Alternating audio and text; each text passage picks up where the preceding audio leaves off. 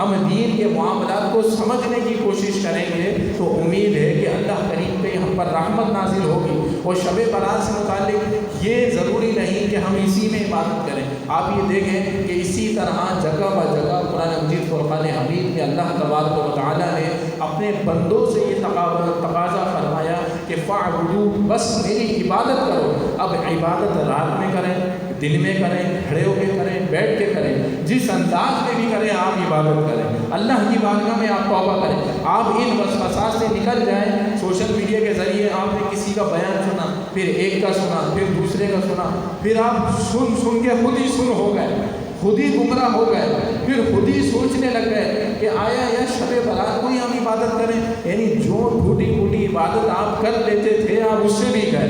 یعنی ایسا نہ ہو۔ نوافل کا اہتمام اگرچہ ہم بڑے اہتمام سے کرتے ہیں، لیکن ہماری یہ گزارش ہے فرائض کا اہتمام بھی اسی طرح کیا جائے، پنج وقتہ نماز باجماعت بھی اسی طرح کی جائے۔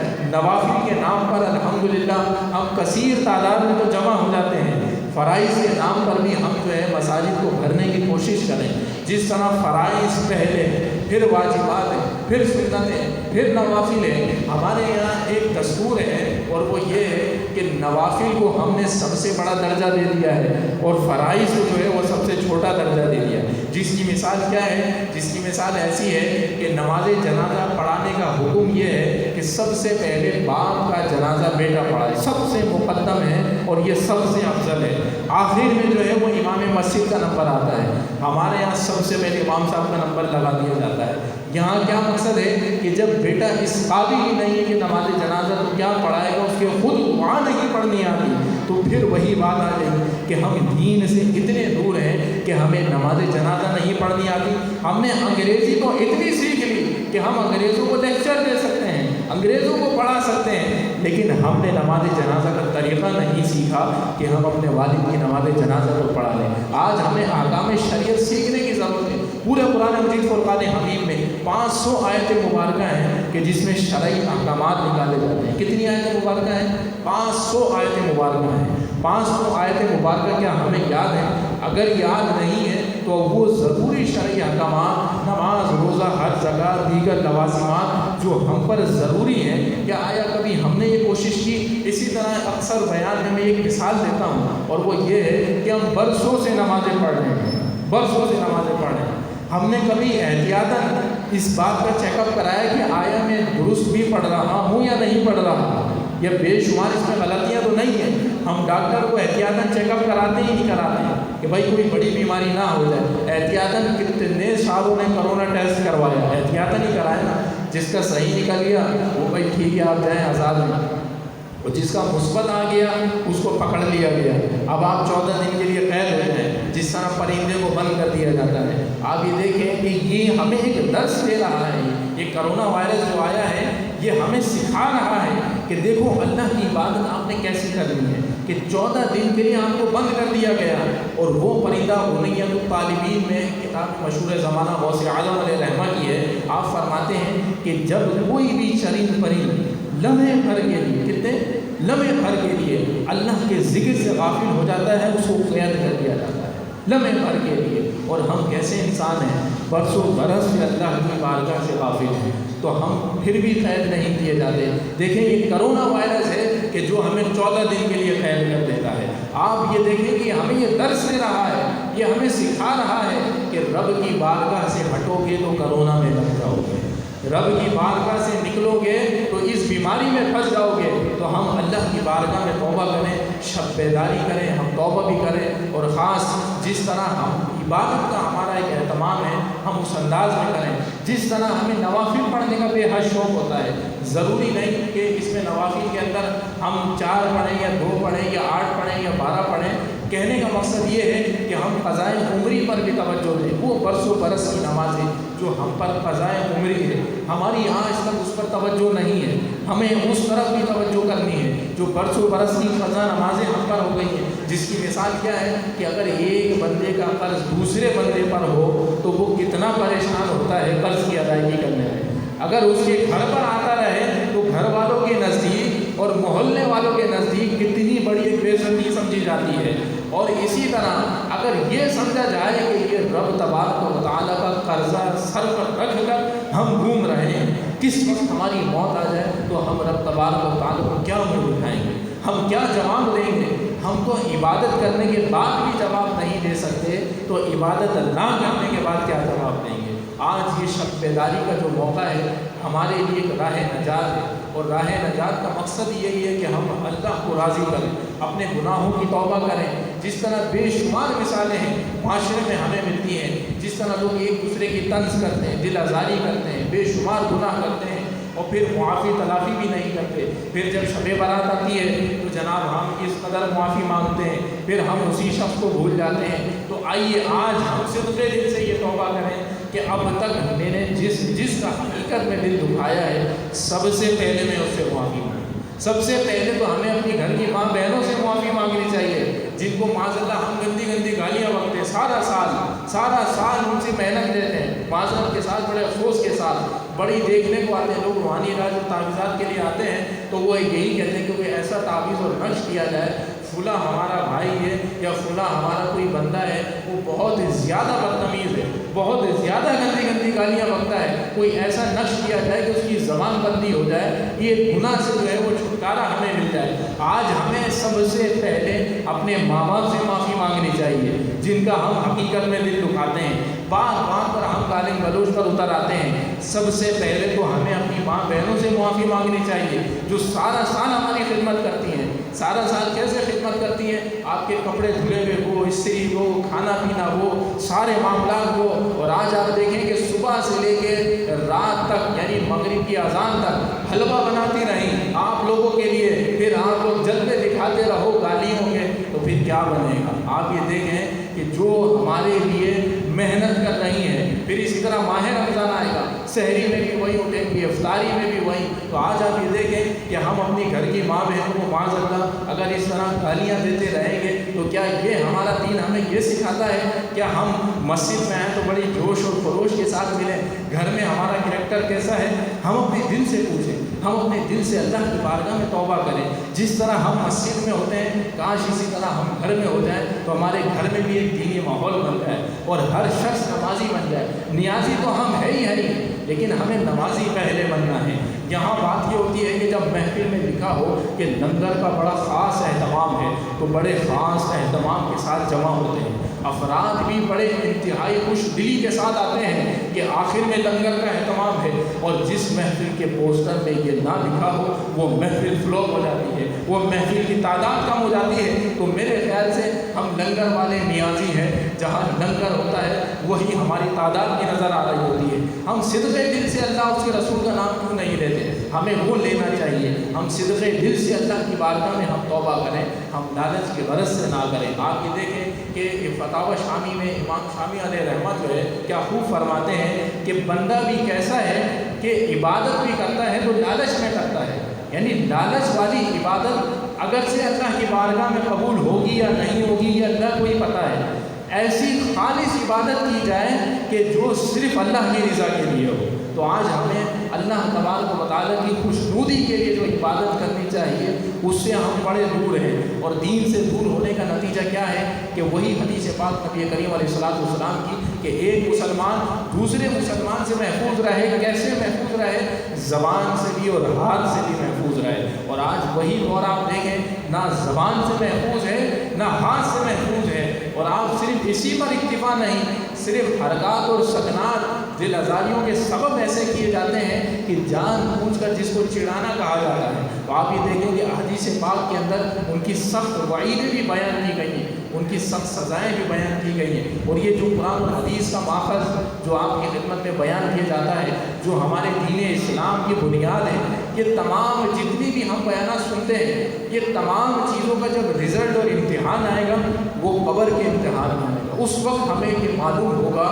کہ ایک نیکی کی کتنی بڑی اہمیت ہے اور ایک گناہ کا کتنا بڑا عذاب ہے۔ آج ہمیں اس بات کا احساس ہرگز نہیں ہوگا، چونکہ اس کا ایک معمول یہ بن گیا ہے کہ ایک جاتا ہے تو دوسرا جاتا ہے، پھر تیسرا جاتا ہے تو چوتھا جاتا ہے، تو یہ ایک معمول کے مطابق تو بن گئے، ایک رسمی طور پہ تو جنازے اٹھ رہے ہیں۔ پہلے کے وقت میں جب جنازہ اٹھتا تھا تو سارے لوگ روتے تھے، سارے لوگ روتے تھے، ان کا کوئی رشتہ دار ہو یا نہ ہو سب روتے تھے۔ ان کا مقصد کہ جس طرح آج یہ دنیا سے گیا ہے کل کو میں نے بھی جانا ہے، اور آج جو ہے صرف گھر والے روتے ہیں، اب وہ زمانہ آ گیا ہے کہ گھر والوں میں بھی سارے نہیں روتے، اس کو زیادہ رونا آتا ہے کہ جس کو زیادہ محبت ہوتی ہے، یا تو اس کو زیادہ رونا آتا ہے کہ جس کا مال تلف ہو جاتا ہے، یا وہ زیادہ رو رہا ہوتا ہے کہ میرے لیے تو کچھ ہوا ہی نہیں، کہ ایسے ہی میرے ماں باپ چلے گئے۔ تو ہم دنیا کے مفاد کے لیے رو رہے ہیں، ہم اللہ کے لیے نہیں رو رہے۔ آج یہ شب بیداری کا مقصد یہی ہے کہ ہم اپنے رب کائنات کو راضی کریں، اپنے گناہوں کی توبہ کریں، کہ جس کی مثال جو ہے وہ یہ ہے کہ ہم جب نیکی کرتے ہیں اس کا بڑا پرچاؤ کرتے ہیں، بڑی تشہیر کرتے ہیں، اور جب گناہ کرتے ہیں تو اس کو چھپا لیتے ہیں۔ جب ہم گناہ کریں تو اس کو یاد کر روئیں، اور جب نیکی کریں تو ہم اس کو بھول جائیں۔ ہونا یہ چاہیے کہ رب تبارک و تعالیٰ کی بارگاہ کی فریاد ایسی ہونی چاہیے کہ بندہ ایسا ہو۔ مولا علی مشکل کشا رضی اللہ تعالیٰ عنہ سے کسی نے پوچھا کہ وہ بندہ ولی کی کامل، یعنی آپ سے کسی نے تعریف پوچھی کہ اللہ کا ولی کون ہے اور اللہ کے ولی کی تعریف کیا ہے، تو آپ نے فرمایا کہ جس کو دیکھ کر اللہ یاد آ جائے تو بس وہی اللہ کا ولی ہے۔ تو اللہ والوں کی صحبت بھی ایسی ہوتی ہے کہ ہمیں جسے دیکھ کر اللہ یاد آ جائے۔ اس میں یہ ضروری نہیں ہے کہ ولایت کا منصب ہم نے دیا ہے یا آپ نے دیا ہے، یہ رب تبارک و تعالیٰ کی طرف سے انعام ہے، جسے چاہے اللہ تبارک و تعالیٰ عطا کر دے۔ اور یہ یاد رہے کہ جو ولایت کا منصب ہے یہ چھپا ہوا ہے، اور جو نبوت ہے یعنی نبی ہونے کا جو ظاہر ہے وہ سب کے سامنے ظاہر ہے، اور ولایت کو چھپانے کا مقصد ہی یہی ہے کہ ہر عام بندے میں اللہ کا ولی ہوتا ہے۔ کیا معلوم کہ کون اللہ کا ولی ہے؟ جبھی یہی علماء فرماتے ہیں کہ ہر مسلمان کی عزت اور حرمت کا خیال کیا جائے، نہ جانے کون اللہ کا ولی ہے اور کس کی دل آزاری کا سبب بن جائے، ہمارے لیے راہ نجات کے بجائے ہمارے لیے گناہ کا باعث بن جائے۔ تو آج ہمیں ہر شخص کے ساتھ محبت کے ساتھ پیش آنا چاہیے، ہر شخص کے ساتھ عاجزی اور انکساری کے ساتھ پیش آنا چاہیے۔ شب بیداری اگرچہ ہم کر رہے ہیں، ہم کرتے رہیں گے، لیکن وہ جو معاملات حقوق العباد ہیں ہمیں اس کی طرف بھی توجہ دینی ہے۔ وہ حضرات جو گھروں کے اندر کو رہتے ہوئے سارے معاملات اپنا لیتے ہیں، سارے حقوق العباد ادا کر لیتے ہیں، جب اللہ کے حقوق کی باری آتی ہے تو اس میں وہ تلفی کر جاتے ہیں، یہ بھی بالکل غلط ہے۔ حقوق اللہ بھی آپ ادا کریں، حقوق العباد بھی آپ ادا کریں۔ آج کی محفل کا مقصد بھی ہمارا یہی ہے کہ ہم نے رب کائنات کو راضی کرنا ہے، اور حقیقت میں ہم یہی راضی کرنے کے غرض سے بیٹھے ہیں۔ اور آخر میں جو ہے ایک محفل کا ایک ماخذ جو ہے، ہر بیان میں جو میں بیان کر رہا ہوں کہ سوشل میڈیا پر بے شمار گستاخانہ خاکے جاری ہو جاتے ہیں، اور گستاخانہ خاکے کی صورت میں جو ہے وہ لوگ اس کو شیئر بھی کر رہے ہوتے ہیں۔ آپ یہ دیکھیں، سب سے پہلے اس بات کی اس محفل میں یہ نیت کریں کہ کوئی بھی غیر شرعی پوسٹ ہو یا ویڈیو ہو، گستاخی والی ہو، قرآن مجید فرقان حمید کی بے حرمتی ہو رہی ہو، ہرگز اسے شیئر نہ کریں۔ آپ ہاتھ اٹھا کر آپ اس بات کا عہد کریں کہ اس طرح کی جتنی بھی پوسٹیں ہوں آپ اس کو فوراً ڈیلیٹ کر دیں، آپ اس کو فوراً آپ کو اس کو ڈیلیٹ کرنا ہے اور اس کو شیئر نہیں کرنا ہے۔ اور یہ دیکھیں کہ جس طرح جو گستاخیاں کرنے والے لوگ ہوتے ہیں وہ صرف ایک مرتبہ شیئر کرتے ہیں، کتنی مرتبہ؟ صرف ایک مرتبہ، اور ہم اور آپ کتنے ہوتے ہیں کہ اس کو لاکھوں مرتبہ شیئر کر کے ثواب کما رہے ہوتے ہیں، اگرچہ وہ گناہ کے زمرے میں ہوتا ہے۔ اور اس کے نیچے جو ہے وہ لکھنے والے یہ بھی لکھ دیتے ہیں کہ اگر کسی نے اس کو شیئر نہیں کیا تو وہ معاذ اللہ کافر ہو جائے، معاذ اللہ وہ بدترین مسلمان ہے، آپ کو آپ کے باپ کی قسم ہے، یہ 10 لوگوں کو نہیں بھیجا تو 10 منٹ میں آپ برباد ہو جائیں گے۔ تو یہ دین اسلام تھوڑی ہے، دین اسلام تو ان تمام خلافات کو ختم کرنے کے لیے آیا تھا۔ فلاں نے خواب دیکھا ہے مدینہ شریف میں، اگر یہ میسیج آپ نے 10 لوگوں کو نہیں بھیجا تو آپ پر عذاب آ جائے گا۔ 10 لوگوں میں سے 3 نے بھیجا تھا، 3 کے بہت پارے کے نیارے ہو گئے۔ یہ دین اسلام نہیں ہے کہ سوشل میڈیا پر اس طرح کے میسیج بنائیں آپ اور اس طرح لوگوں کی دل آزاریاں کریں اور دین کا مذاق بنائیں، ہرگز اس طرح کے معاملات نہ کریں۔ قرآن مجید فرقان حمید کا ایک آیت کا انکار کرنا، ایک حرف کا انکار کرنا، ایک رکوع کا انکار کرنا، ایک نقطے کا انکار کرنا، یہ تمام کفریات میں شمار ہیں۔ یہ تمام کس میں شمار ہیں؟ یہ تمام کفریات میں شمار ہیں۔ اب یاد رہے کہ قرآن مجید فرقان حمید کی بعض آیت مبارکہ ایسی بھی ہیں کہ جو ایک لفظ کے ساتھ اگر ہم پڑھیں اور اس کو پڑھ کر اس کے ساتھ مذاق کریں، ہنسی کریں، یا ہمیں ہنسی آئے یا لوگوں کے سامنے ہم اس کو بیان کریں کہ فلاں شخص کا ذکر تو قرآن مجید فرقان حمید میں بھی موجود ہے، اور وہ کیسے موجود ہے، وہ اس طرح کی آیت پڑھے اور اس کو ہنسی کرے تو گویا کہ یہ کفر ہے۔ قرآن مجید فرقان حمید کی کسی بھی آیت یا حرف کے ساتھ مذاق کرنا جو ہے یہ کلمہ کفر کی شمار کیا جاتا ہے۔ جیسے کہ سورۃ تکاثر میں کلا سوف تعلمون، یعنی کلا جو ہے وہ صاف کر دیا۔ لوگوں میں ایسا بھی دیکھا گیا ہے، سوشل میڈیا پر ایک ایسا بھی بیان سنا تھا کہ جس میں یہ آیت پڑھی گئی اور کہا گیا دیکھو بھائی کلا صاف کرنے کا ذکر قرآن میں موجود ہے۔ وہ کیسے موجود ہے؟ یہ آیت مبارکہ پڑھی گئی اور اس کا معاذ اللہ مذاق بیان کیا گیا۔ تو اس طرح کی اور بھی بے شمار آیت مبارکہ جس کا ہم پڑھیں اور معاذ اللہ اور اس کے ساتھ ہم مذاق کریں تو گویا کہ کلمہ کفر میں شمار کیا جاتا ہے۔ قرآن مجید فرقان حمید کی ہم تلاوت کریں، اس کا ترجمہ پڑھیں، اس کے مطابق ہم زندگی کو گزاریں، کتنا ہمارے لیے منظم ایک آسان طریقہ ہے۔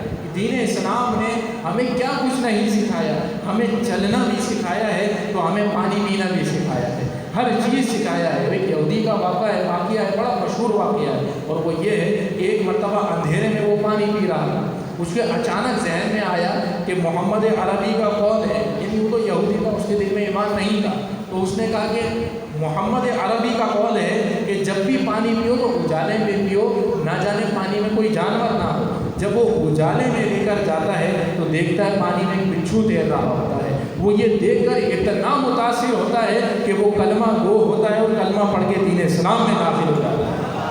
آپ یہ دیکھیں کہ سنت مبارکہ ہے، اور ہم جو ہے ظاہری طور پر ایسے ہی پانی پی لیتے ہیں۔ ہم جو ہے نہ دن دیکھتے ہیں یا رات دیکھتے ہیں، ہم یہ دیکھتے ہیں کہ پانی صاف ہے، ہم نے پانی پی لیا۔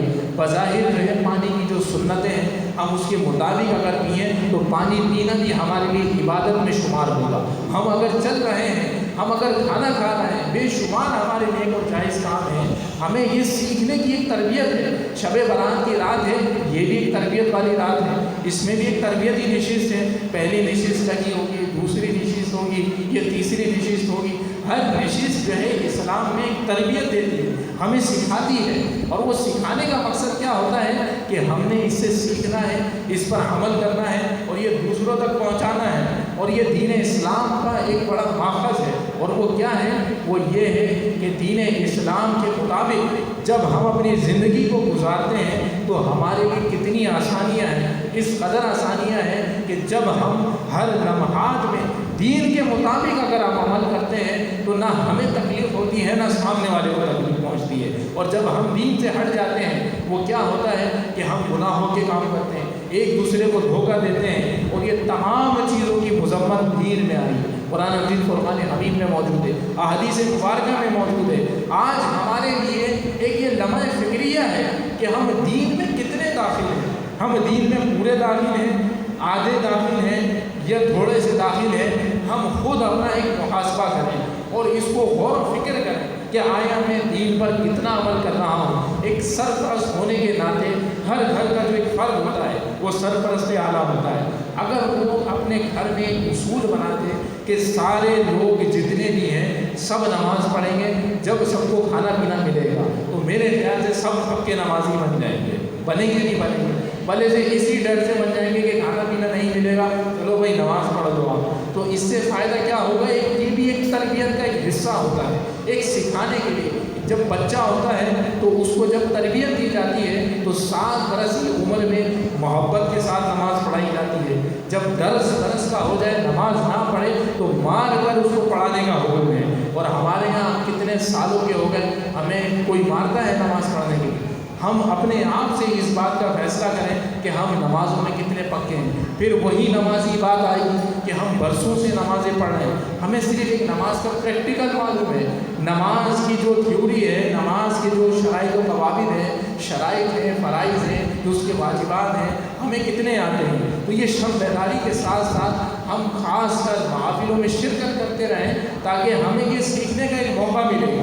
اور آج ہم اپنی ایک نیت کا یہ عزم بھی کریں کہ یہ آج کی شب بیداری کی برکت سے یا رب کریم میرے ساتھ ساتھ گناہوں کو بھی معاف فرما اور مجھے دین میں بھی پورا داخل فرما دے۔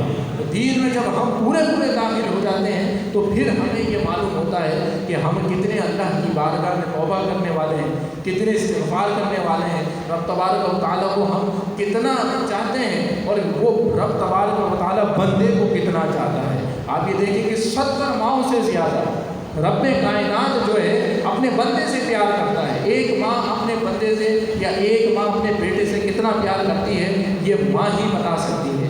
وہ رب تبارک و تعالیٰ جو 70 ماؤں سے بھی بڑھ کر پیار کرنے والا ہے، ہم نے اس کے پیار کا حق کیسے ادا کیا، ہم نے وہ حق کو کیسے نہ ادا کیا، ہم کتنی مرتبہ جھکے۔ وہی بات ہے کہ سجدے میں ہم کتنی مرتبہ جھکے ہیں، وہی بات ہے کہ ایک سجدے نے شیطان کو تا قیامت تک ملعون کر دیا، اور ہم کیسے لوگ ہیں جو روزانہ ہی سجدے نہیں کرتے۔